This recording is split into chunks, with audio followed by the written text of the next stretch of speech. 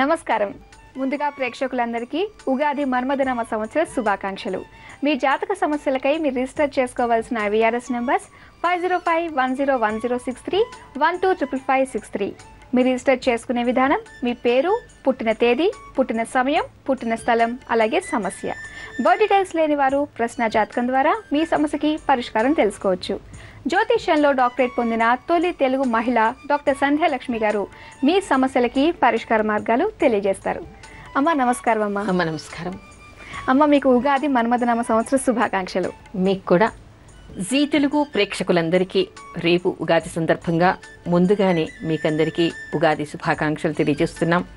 ఈ సంవత్సరం అంతా మీకు శుభాలు జరగాలని, ఆటంకాలు తొలగిపోవాలని, నవగ్రహాలు భగవంతుడు మీకు అనుగ్రహంగా ఉండాలని, మీకు అన్ని వేళలా శుభాలు జరగాలని కోరుకుంటూ శుభాకాంక్షలు తెలియజేస్తున్నాను. అమ్మ రేపటి నుంచి మనకి ఉగాది ప్రారంభం, అంటే కొత్త సంవత్సరం, మన్మథనామ సంవత్సరం ప్రారంభం కదా. అయితే ఈ కొత్త సంవత్సరంలో ఉగాది నుంచి వసంత నవరాత్రులు కూడా చేస్తారు అని చెప్పేసి అన్నారు కదా. అసలు వసంత నవరాత్రులు ఎందుకు చేస్తారంటారు? వసంత నవరాత్రులు అనడానికి కారణం ఏంటంటే ఇది వసంత ఋతువు. రేపటి నుంచి మనకి వసంత ఋతువు. అయితే అమ్మవారి నవరాత్రుల్ని సంవత్సరంలో 4 సార్లు చేస్తారు నియమనిష్టలు కలిగినటువంటి వాళ్ళు. అయితే ఎప్పుడెప్పుడు చేస్తారంటే మనకి శరన్నవరాత్రులు, వసంత నవరాత్రులు, అదేవిధంగా ఆషాఢ మాసంలో, అదేవిధంగా మాఘ మాసంలో 4 సార్లు నవరాత్రులు ఉంటాయి. 4 సార్లు కూడా మనం అమ్మవారికి చేయాలి. అయితే నిష్ఠాగరిష్ఠులైనటువంటి వాళ్ళు మాత్రం కొద్దిమంది మాత్రమే సంవత్సరంలో ఈ 4 నవరాత్రులు చేస్తూ ఉన్నారు. కానీ సర్వసాధారణంగా చాలామంది ఇప్పటికీ కొంత నియమాలు ఉన్నటువంటి వాళ్ళైతే శరన్నవరాత్రులు, వసంత నవరాత్రులు చేస్తారు. శరన్నవరాత్రులు అంటే శరదృతువులో వచ్చేటువంటి నవరాత్రులు. అదే మనకి దసరా, అంటే ఆశ్వీజ పాడ్యమి నుంచి దశమి వరకు దసరా నవరాత్రులు చేస్తారు. వాటిని శరన్నవరాత్రులు అంటారు. వసంత ఋతువులో ఉంటుంది కాబట్టి దీనికి ఈ ఉగాది నుంచి శ్రీరామనవమి వరకు చేసేటువంటివి వసంత నవరాత్రులు.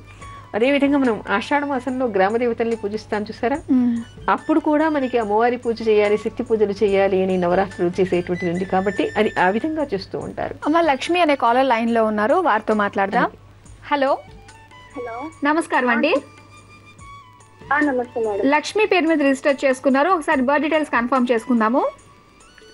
Okay madam. డిసెంబర్ 5, 1989 రాత్రి 7:26 తాడేపల్లిగూడెంలో పుట్టారు. అవును మేడం. ఓకే, మీ సమస్య ఏంటో వివరించండి మేడంతో. హలో నమస్తే మ్యామ్. నమస్తే అమ్మా, చెప్పండి. అది మా సిస్టర్ మ్యారేజ్ గురించి ప్రాబ్లం ఉంది మేడం. ప్రాబ్లం ఉందంటే అంటే ఏమైంది? తను ఎవరినో ఇష్టపడుతున్నాను అంటుంది. మా ఫాదర్ ఏమో తనకి యాక్సెప్ట్ చేయట్లేదు. తనేమో చేంజ్ అవ్వలేను అంటుంది.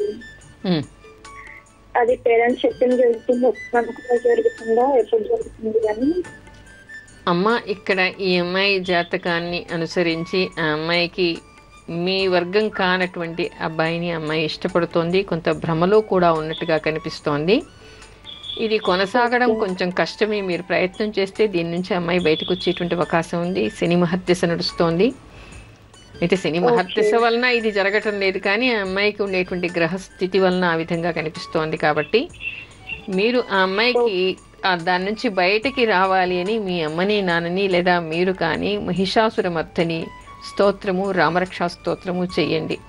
అంటే కొన్ని అపోహల్లో, భ్రమల్లో ఆ అమ్మాయి ఉన్నట్టుగా ఇక్కడ జాతకంలో కనిపిస్తోంది. కాబట్టి దాని నుంచి బయటికి వచ్చి తప్పుదారిలో వెళ్ళకూడదు అని చెప్పేసి ప్రార్థనలు చేయండి. ఈశ్వరుడికి అమ్మాయి జన్మ నక్షత్రం రోజు, శతభిష నక్షత్రం రోజు అభిషేకం చేయించండి. చేస్తే దీని నుంచి బయటకు వచ్చేటువంటి అవకాశం ఏర్పడుతుంది. పెద్దవాళ్ళే ఈ అమ్మాయి పెళ్లి చేస్తారని మీ అమ్మా నాన్నకి చెప్పండి. ఓకే, మరి విన్నారు కదండి. మరి మేడం చెప్పిన జాగ్రత్తలు అలాగే రెమెడీస్ అన్నీ కూడా పాటించండి, అంతా మంచి జరుగుతుంది. ఆల్ ది బెస్ట్ అండి. ఓకే అమ్మ, అయితే మరి రేపు వసంత నవరాత్రులు ఎవరైతే ప్రారంభిస్తారో వాళ్ళు కలశ స్థాపన చేసుకోవాలంటారా? కలశ స్థాపన చేయటం అంటే ఇప్పుడు మనకి దసరా నవరాత్రుల్లో కూడా కలశ స్థాపన చేస్తామమ్మా. ఇక్కడ కూడా ఆనవాయితీగా కుటుంబంలో మొదటి నుంచి చేస్తున్నారు, లేదా గురుగారి ద్వారా వాళ్ళు దీక్ష తీసుకున్నారు, అలాంటి వాళ్ళు ఆనవాయితీ ఉంటే కలశ స్థాపన చేయొచ్చు. అయితే కొత్త వాళ్ళు కూడా చేయొచ్చు, అభ్యంతరం ఏమీ లేదు. ఆనవాయితీ లేకపోయినా గురువు దగ్గర ఉపదేశం పొంది, అంటే ఇక్కడ నవరాత్రి దీక్ష చేసేటువంటి వాళ్ళకి అమ్మవారి ఉపదేశం తీసుకుని అమ్మవారి ఉపాసన చేసేవాళ్ళు చేస్తారు. అందుకని ఆ విధంగా బ్రాహ్మణ ముఖంగా అక్కడ కలశ స్థాపన చేసి 9 రోజులు మాత్రం దీక్షతో ఉండాలి. అంటే కలశ స్థాపన చేయగానే ఇక్కడ చేసేసి నేను ఓ రోజు పూజ చేసి ఓ రోజు మానేసి కలశం పెట్టాలి కాబట్టి పెట్టాను, ధనయోగం ఉంటుంది కాబట్టి పెట్టాను, మంచి జరుగుతుంది కాబట్టి పెట్టాను అనేటువంటి మనకు ప్రాపంచికమైనటువంటి లాభాల కోసం కాకుండా ఇది ఒక దీక్ష, అమ్మవారి దీక్ష అనమాట. అందుకని ఉపదేశం తీసుకుని గురువు ఆజ్ఞ ప్రకారం గురువు గారు ఏ విధంగా చెప్తే ఆ విధంగా నడుచుకోవాలి. ఒకసారి కలశ స్థాపన అనవైతే లేకుండా మీరు పెట్టారనుకోండి, అది మాత్రం ప్రతి సంవత్సరం మీరు బ్రతికున్నంత వరకు కొనసాగించాలి, మధ్యలో ఆపేయకూడదు. లేదా వంశ పారంపర్యంగా మీకు ఇప్పటికే వస్తోంది అంటే మాత్రం దాన్ని కూడా మీరు పాటించవలసినటువంటి అవసరం ఉంటుంది. ఇంట్లో ముఖ్యంగా పెద్దవాళ్ళైనటువంటి కొడుకు కోడలికి ఈ అవసరం చాలా ఉంటుంది. అంటే ఎవరెవరికి ఇంట్లో వంశ పారంపర్యంగా కలశ స్థాపన ఉందో వాళ్ళందరూ చేయాలి. అయితే ఇక్కడ కొన్ని వేరియేషన్స్ ఉన్నాయమ్మా. కొంతమంది దసరా నవరాత్రులు మాత్రమే చేస్తారు. వసంత నవరాత్రులు వచ్చేసరికి పసుపు గౌరీని పెట్టుకోవడమో లేకుంటే ఉన్న చిత్రపటానికో విగ్రహానికో పూజ చేసి కుంకుమార్చన చేసి అర్చన చేసి ఏదో నైవేద్యాలు చేసేస్తారు, కలశ స్థాపన చేయరు. కొంతమంది ఈ 2 నవరాత్రులకు కూడా కలశ స్థాపన చేస్తారు. సాధారణంగా ఉపాసన ఉన్నటువంటి వాళ్ళు చాలామంది కూడా ఈ 2 నవరాత్రులు కలశ స్థాపన చేస్తారు. అలా మీకు అలవాటు ఉంటే లేదా చెయ్యాలి అని అనుకుంటే గురుముఖంగా ఆజ్ఞ తీసుకుని ఉపదేశం తీసుకుని విధి విధానంగా కలశ స్థాపన చేసి పూజ చేయవచ్చు. అయితే అది మాత్రం జీవితాంతం కొనసాగించాలి. ఓకే, అయితే ఈ నవరాత్రి పూజ ఏ విధంగా చేయాలంటారు? నవరాత్రి పూజ ఈ విధంగా చేయాలంటే మామూలుగా దసరాల్లో మనం ఈ విధంగా కలశ స్థాపన చేసిన తర్వాత బ్రహ్మచర్యం చేయడం, అన్ని పదార్థాలు తినకపోవడం, ఏకభుక్తం చేయడం. ఇక్కడ ఏమిటంటే 3 విధానాలు ఉంటాయి. ఒకటి మధ్యాహ్నం పూట తిని రాత్రి మానేయటం, ఏకభుక్తం అంటాం. నక్తం అంటారు, లేదా రాత్రి వరకు ఉండి రాత్రి భోజనం చేయటం, లేదా 9 రోజులు కూడా ఉపవసించి దశమి రోజు మాత్రమే భోజనం చేస్తారు. అది దసరాల్లో అదే విధంగా ఉంటుంది, వసంత నవరాత్రుల్లో కూడా అదే విధంగా చేస్తారు. ఆ విధంగా చేయొచ్చు. తర్వాత రోజు కుమారి పూజ మనం నవరాత్రుల్లో చేస్తుంటాం కదా దసరాల్లో, అలా ఇప్పుడు కూడా బాలా పూజ చేసి భోజనం పెట్టాలి. అలా ఇప్పుడు కూడా సువాసిని పూజ చేసి సువాసినికి తాంబూలం ఇవ్వడం, భోజనం పెట్టడం, ఆఖరి రోజున బట్టలు పెట్టడం లాంటివి చేయాలి. ఆ తర్వాత ఆఖరి రోజు చండీ పారాయణం చేసేటైతే మాత్రం ఆఖరి రోజున చండీ హోమం కూడా చేయాలి. దీనితో పాటు దీనికి రాముడి పూజకు కూడా విశేషం ఉంది కాబట్టి రోజు రామాయణ పారాయణం చేయడం. అది చేయలేనటువంటి వాళ్ళు, అలా దీక్ష లేనటువంటి వాళ్ళు చక్కగా అమ్మవారి ఫోటోని, రామపట్టాభిషేకం ఫోటోని లేదా సీతారామ లక్ష్మణ ఆంజనేయులు ఉన్నటువంటి ఫోటోని పెట్టుకొని రోజు 2 పూటల దీపారాధన చేయండి. మీకు తోచినటువంటి స్తోత్రం, లలితా సహస్రనామం కావచ్చు, విష్ణు సహస్రనామం కావచ్చు, రామరక్ష పారాయణం కావచ్చు, రాముడి అష్టోత్తరం కావచ్చు, లలితా అష్టోత్తరం కావచ్చు, ఏదైనా మీకు తోచినటువంటి విధంగా చేయండి. రోజు మాత్రం అమ్మవారికి ఏదైనా మీరు వండుకున్నది స్నానం చేసి మీరు తినేది వండుకున్నది నివేదన చేయండి. కాస్తంత వడపప్పు, పెసరపప్పు నానబెట్టి వడపప్పు చేయాలి ఇక్కడ మనం పెట్టాక. అలా వడపప్పు, అదేవిధంగా కాస్తంత పానకం రోజు నివేదన చేసి అందరికీ పెట్టండి, మీరు తీసుకోండి. అమ్మ స్వప్న అనే కాలర్ లైన్లో ఉన్నారు, వారితో మాట్లాడదాం. హలో. హలో, నమస్కారం అండి. నమస్తే అండి. స్వప్న పేరు మీద రిజిస్టర్ చేసుకున్నారు, ఒకసారి బర్త్ డీటెయిల్స్ కన్ఫర్మ్ చేసుకుందాము. ఓకే అమ్మా. నవంబర్ 15, 1978 ఉదయం 9:28 రేపల్లెలో పుట్టారు. అవునమ్మా. ఓకే అండి, మీ సమస్య ఏంటో వివరించండి మేడంతో. చెప్పండి. నమస్తే మేడం. నమస్తే అమ్మా, చెప్పండి. మా పాపకి పెళ్ళయి 2002లో అయిందండి. అంటే అప్పటి నుంచి కూడా తనకి ప్రాబ్లం గా ఉంది. ప్రాబ్లం అంటే ఏమైంది? అంటే తన హస్బెండ్ బాగా డ్రింక్ చేస్తారండి. దాంతో పాటు అంటే ఫ్యామిలీ రెస్పాన్సిబిలిటీస్ కూడా తక్కువ. కొంచెం అంటే ఈ మధ్య కొద్దిగా సాడిస్ట్ లాగా కూడా మాట్లాడుతున్నారు. దానివల్ల తన లైఫ్ ఎలా ఉంటుంది అనేది భయంగా ఉందండి. ఈ మధ్య తనకి షుగర్ కూడా వచ్చింది. తను ఇంకా భయపడుతుంది, షుగర్ వచ్చింది, చిన్న ఏజ్ లో ఏమవుతుందో అని. కొంచెం తన లైఫ్ ఎలా ఉందో చెప్తారని చేశానండి. లైఫ్ కోసం అంటే షుగర్ రావడం అనేది మీకు వంశపారంపర్యంగా ఎవరికైనా ఉందా అమ్మా? ఉన్నట్టు కనిపిస్తోంది ఇక్కడ. ఉందండి, మా మదర్ కు ఉంది, నాకు ఉంది, వాళ్ళ ఫాదర్ కి ఉంది. అమ్మాయి జాతకంలో కూడా వంశపారంపర్యంగా ఉంది కాబట్టి అందులో మీకు మీ వారికి కూడా ఉంది కదా. ఇద్దరికి ఉండటం వల్ల ఆవిడకి డామినెంట్ గా అది తొందరగా వచ్చేసింది. షుగర్ ఉన్నంత మాత్రాన భయపడాల్సినటువంటి అవసరం ఏమీ లేదమ్మా. దాన్ని కంట్రోల్లో అదుపులో పెట్టుకునేటువంటి పద్ధతులు పాటిస్తే చాలు. దానివల్ల ప్రమాదం కూడా ఈమెకి ఏమీ లేదు. లగ్నాధిపతి ఉచ్చ స్థితిలో ఉన్నాడు, కంట్రోల్లో పెట్టుకుంటే ఈమెకు వచ్చేటువంటి ఇబ్బంది ఏమీ లేదు. తర్వాత భర్త డ్రింక్ చేస్తున్నాడు అంటే దాన్ని మరల్చటం కోసం ఆయనకి కౌన్సిలింగ్ ఇప్పించడం, రీహాబ్ సెంటర్స్కి తీసుకెళ్ళటం లాంటివి చేయొచ్చు. ఈ రోజుల్లో డాక్టర్స్ కూడా దానికి కొన్ని మెడిసిన్స్ ఇస్తున్నారు, అది తగ్గడం కోసమని. ఆ తగ్గడం కోసం అని చెప్పేసి మెడిసిన్స్ ఇస్తున్నారు. మీరు ఎవరైనా డాక్టర్ దగ్గరికి వెళ్ళి అలాంటి మెడిసిన్ ఇప్పించండి. ఈ అమ్మాయిని మాత్రం రోజు రామరక్ష పారాయణం చేయమనండి. తర్వాత దానికి తోడు దుర్గా మంత్ర జపం, మహిషాసుర మర్దిని జపం చేయమనండి, స్తోత్రం చదవమనండి. ఇప్పుడైతే మనకి రామ నవరాత్రులు ప్రారంభం కాబోతున్నాయి. రోజు రామరక్ష పారాయణం చేయమనండి, తన భర్త మంచి దారిలోకి రావాలని. చిన్న రిక్వెస్ట్ అండి, ఆయన్ని రీహాబ్ కి కూడా పంపించామండి. కొంచెం తేడా వచ్చింది కానీ ఎక్కువ రాలేదండి. అంటే ఇప్పుడు ఒకటమ్మా, ఆయన జాతకం కూడా చూస్తే నిజంగా ఆయనలో ఎంతవరకు మార్పు రాగలదు అనేటువంటిది మనం చెప్పగలుగుతాం. ఇప్పుడు ఈ అమ్మాయి జాతకాన్ని బట్టి మాత్రం విడిపోయే యోగం ఇప్పుడు వెంటనే అలాంటిది ఏమీ కనిపించటం లేదు. కలిసే ఉంటారు కానీ కొంత మనస్తాపం ఈ అమ్మాయికి ఉంటుంది. దానికోసం తను తట్టుకోవడం కోసం పూజ చేసుకోవడం, అతనికి కౌన్సిలింగ్ చేయడం, తను కొంచెం ధైర్యంగా ఉండటం, అలా చేస్తే అన్ని కంట్రోల్లోకి వచ్చేటువంటి అవకాశం ఏర్పడుతుంది. మీరు అంత కంగారు పడాల్సినటువంటి అవసరం ఏమీ లేదమ్మా. తర్వాత ఏం పర్వాలేదమ్మా. త్రయంబకం యజామహే సుగంధిం పతివేదనం ఉర్వారుకమివ బంధనాదితో ముక్షీయమాముతః.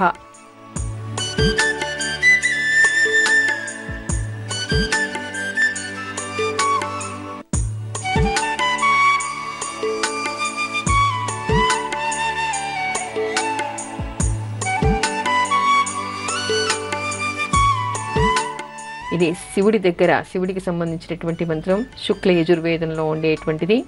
పూర్వజన్మలో పతి పట్ల ఏవైనా దోషాలు చేసి ఉంటే క్షమించమని ఈశ్వరుని వేడుకుని ఈ మంత్రం చేస్తూ ఆయనని మార్చుకునేటువంటి ప్రయత్నం చేస్తే తప్పకుండా మారేటువంటి అవకాశం ఉంటుంది. ఈఎంఐ జాతకాన్ని బట్టి వారిది కూడా చూస్తే మనం ఇంకా క్లియర్గా చెప్పచ్చు. అయినా భయపడాల్సినటువంటి అవసరం ఏం లేదమ్మా. ఓకే, మరి విన్నారు కదండి. మరి మేడం చెప్పిన రెమెడీస్ అన్నీ కూడా చేసుకోమని చెప్పండి. తొందరలోనే వాళ్ళిద్దరూ అన్యోన్యంగా కలిసి ఉంటారు. ఆల్ ది బెస్ట్ అండి. ఓకే అమ్మ, అయితే మన నవరాత్రుల గురించి మనం మాట్లాడుకుంటున్నాం కదా. అయితే మరి రామాయణ పారాయణ ఎప్పుడు చేయాలంటారు? రామాయణ పారాయణం అనేటువంటిది ఎల్లుండి నుంచి, అంటే ఉగాది నుంచి ప్రారంభం చేయాలి. చేసి 9 రోజుల్లో దీన్ని పూర్తి చేయాలి. అంటే మీరు చదవగలిగితే చదవండి. మీరే మొదలు పెట్టేటైతే ఇక్కడ ఇంకో విషయం కూడా తెలుసుకోవాలి. మొట్టమొదటిగా పారాయణం మొదలు పెట్టేటువంటి వాళ్ళు అలవాటు లేదు కాబట్టి 9 రోజుల్లో మొత్తం రామాయణాన్ని చదవటం కష్టం. అయితే ఇక్కడ మనకి రకరకాల పుస్తకాలు ఉన్నాయి. కొంతమంది వచనమే భక్తిగా చదువుతారు, శ్లోకాలు చదవలేక. అలా కూడా చదువుకోవచ్చు, దోషమేమీ కాదు. మీరు రామాయణం ఏ విధంగా చదివినా మంచిదే. అయితే ముఖ్యంగా వాల్మీకి రామాయణం పారాయణం చేస్తే చాలా విశేషం. అలా వాల్మీకి రామాయణం చేయాలంటే మీ అంతగా మీరు చదవలేకపోతే ఒక బ్రాహ్మణ ముఖంగా చేయించి మీరు వినొచ్చు, లేదా బ్రాహ్మణ్ ఇంటికి పిలిచి మీరు చేయించుకోవచ్చు, లేదా మీకు దొరికినటువంటి రామాయణాన్ని మీరు పారాయణం చేయొచ్చు. అంత కాకపోతే హాయిగా ఈ రోజుల్లో సీడీలు, క్యాసెట్లు ఉన్నాయి, అవి పెట్టుకోవచ్చు. రోజు రామరక్ష పారాయణ చేయొచ్చు, లేదా రామనామ జపం చేయొచ్చు. రామాయణం మాత్రం 9 రోజుల్లో పూర్తి చేసే విధంగా రామాయణం చదవాలి అనుకుంటే మాత్రం ఉగాది నుంచి శ్రీరామనవమి లోపల మొత్తం పారాయణ చేయాలి. రోజు గ్రంథ పూజ చేసి ఆ తర్వాత చేయాలి. ఓకే, అయితే ఉగాది రోజు ఉగాది పచ్చడి తప్పనిసరిగా అందరూ తినాలంటారా? మనకి శాస్త్రంలో ఏముంది అంటే నింబ పత్ర భక్షణం, నింబ కుసుమ భక్షణం అనేటువంటిది శాస్త్రంలో కనిపిస్తుంది. అంటే నింబ అంటే వేప ఆకు. చాలా మందికి ఈ విషయం తెలియదు. వేప పువ్వు మాత్రమే అనుకుంటారు. అది కూడా ఉగాది పచ్చడిలో. అసలు ఉగాది పచ్చడి అనేటువంటిది ప్రారంభం నుంచి మనకి శాస్త్రంలో కనిపించేది నింబ పత్ర భక్షణం, నింబ కుసుమ భక్షణం. తర్వాత దాన్ని తినలేక షడ్రుచులతో మనం ఉగాది పచ్చడి చేసుకోవాలి అని పెట్టుకున్నాం. ఎందుకంటే కొత్తగా మామిడికాయలు వస్తాయి, కొత్తగా అన్ని ప్రారంభం అవుతాయి కాబట్టి కొత్తది ఆ రోజు తినాలి అనేటువంటి నియమంతో చేస్తారు. అందుకని ఆ రోజు ఉగాది పచ్చడి చేసుకుని దాన్ని తింటారు. అసలు ఉగాది పచ్చడిలో ఏమేమి ఉండాలంటారు? ఈ రోజుల్లో చూస్తే అసలు ఉగాది పచ్చడి ఏమిటి అనేది ఎవరికి తెలియదా అని అనిపిస్తుంది. ఉగాది పచ్చడిలో ఉండవలసినవి ఏమిటంటే కొత్త మామిడికాయలు వస్తాయి కాబట్టి కొత్త మామిడికాయలు, కొత్త బెల్లం, కొత్త చింతపండు, ఉప్పు, మిరియాల పొడి. ఆ ఉప్పు కూడా సముద్రపు ఉప్పు కాదు, సైంధవ లవణం. పచ్చిమిరపకాయలు వేస్తున్నారు, పచ్చిమిరపకాయలు వేయకూడదు, మిరియాల పొడి వేయాలి.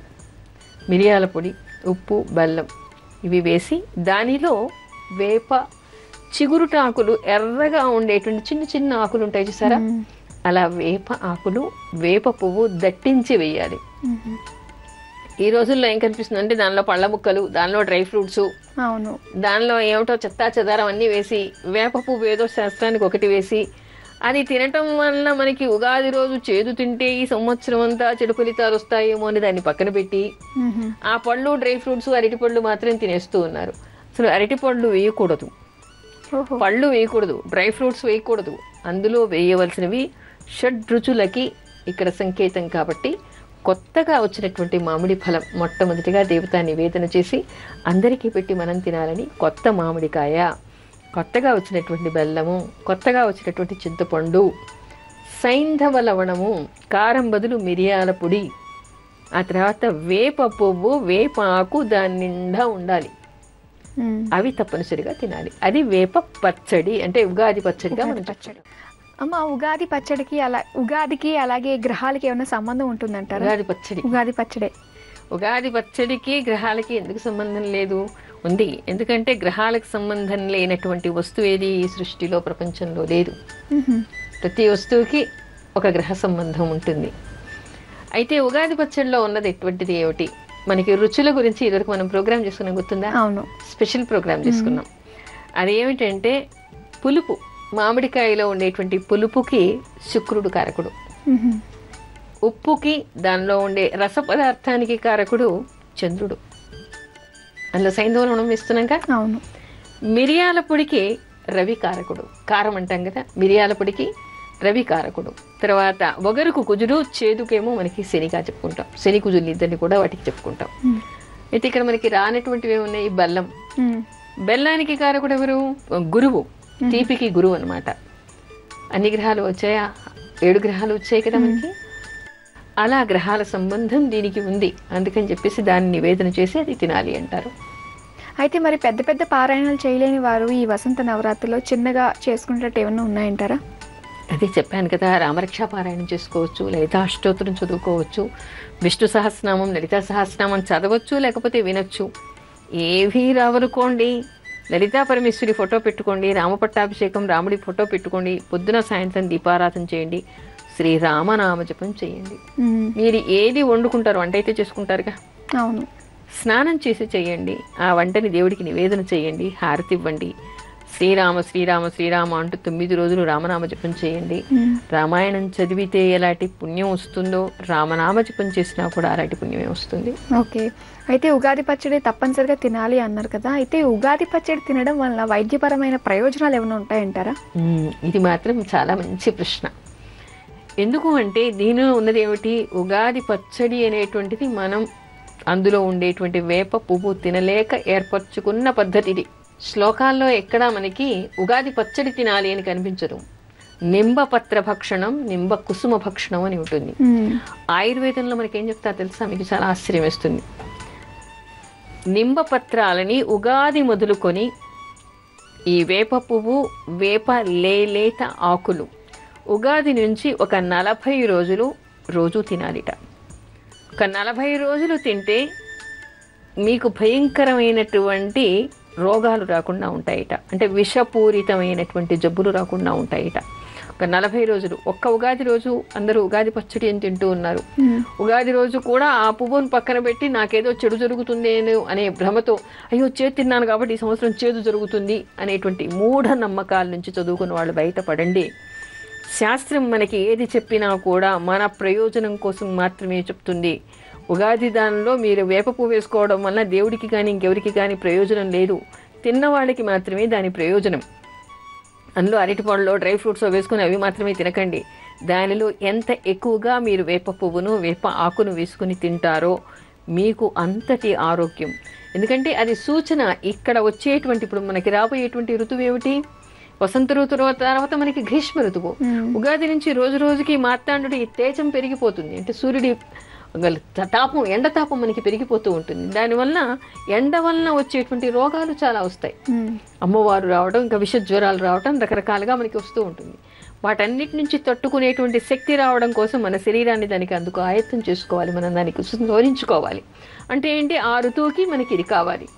ఆ ఋతువుకి ఏం కావాలో దానికి ప్రారంభంలోనే ఒక సూచన చేసేసారు. తప్పనిసరిగా ఉగాది మొదలుకొని ఒక 40 రోజులు రోజు తప్పనిసరిగా ఈ వేప పువ్వు కానీ, లేలేత ఎరుపు ఆకులు కానీ తింటే మీకు విషపూరితమైనటువంటి జబ్బులు, విషపూరితం జబ్బులు ఏంటి తెలుసా? క్యాన్సరు, టీబీ, ఇలా ప్రాణాంతకమైనటువంటి విషపూరితమైనటువంటి జబ్బులని ఏం చెప్పుకుంటామో ఆ జబ్బులు రాకుండా మనకి రోగ నిరోధక శక్తి అనేది లోపల పెంచుతుందట. అంటే అసలు ఎలాంటి బ్యాక్టీరియా పెరగకుండా అది కాపాడుతుంది. అసలు పిల్లలకి మీకు తెలుసో తెలియదో, పుట్టిన పిల్లలకి బాలారిష్ట దోషాలు అంటారు. 12 ఏళ్ల వరకు మీరు సాలిడ్ అన్నప్రాసనం చేసినప్పటి నుంచి లేలేతగా ఉండేటువంటి ఒక్క వేపాకు రోజు తినిపించండి. వాళ్ళకి ఎంత శక్తి పెరుగుతుందంటే ఎప్పుడు కూడా విషపూరిత జబ్బులు వాళ్ళకి వచ్చేటువంటి అవకాశం ఉండదు. అంటే దానిలో అంతటి శక్తి ఉంది. అందుకని ప్రతి ఒక్కళ్ళు కూడా వేపాకును వేప పువ్వును ఉగాది నుంచి ఒక 40 రోజులు రోజు తినండి. అబ్బా ఎలా తింటామండి ఉగాది పచ్చడిలాగా అంటే అలా అక్కర్లేదు. దానికి చెప్పుకునేటువంటి విధానాలు కూడా ఉన్నాయి. మామూలుగా కరివేపాకు పొడి చేసుకుంటారా, అన్నంలో వేసుకునే పొళ్ళు చేసుకుంటారుగా. చక్కగా ఈ వేప లేత ఆకును పువ్వును తెచ్చి ధనియాలు జీలకర్ర లాంటి దానిలో వేయించేసి కాస్తంత సైంధవ లవణం వేసి మొదటి ముద్దలో తినండి. చిరుచేదుగా ఉన్న కమ్మగా ఉంటుంది. అది తింటే మీకు ఎలాంటి రోగాలు రాకుండా ఉంటాయి. దానిలో అంతటి ప్రయోజనం ఉంది కాబట్టే ఉగాది రోజు సూచకంగా తినమన్నారు. అంటే అక్కడి నుంచి ఆగిపోకుండా ఈ 40 రోజులు దాన్ని తినాలి. తింటే తప్పకుండా మీకు ఆరోగ్యం బాగుపడుతుంది. షుగర్ కానీ బీపీలు కానీ లేదా మీకు విషపూరితమైనటువంటి జబ్బులు కానీ పిల్లలకి అమ్మవారు కానీ ఇవన్నీ రాకుండా కాపాడుతుంది. ఓకే అమ్మా, చాలా ఉపయోగకరమైన విషయాలు తెలుసుకుందాం ఇవాళ. అలాగే సమయం కూడా అయిపోయింది. మళ్ళీ మనం వచ్చే వారం కలుసుకుందాం అమ్మా. అలాగే. ఇది వాల్టి శుభమస్తు కార్యక్రమం. వచ్చే వారం శుభమస్తు కార్యక్రమంలో మరిన్ని ఆసక్తికరమైన విషయాలతో మళ్ళీ మీ ముందుంటాం. ప్రేక్షకులందరికీ ఉగాది మన్మథనామ సంవత్సర శుభాకాంక్షలు. అంతవరకు సెలవు. నమస్కారం. నమస్తే.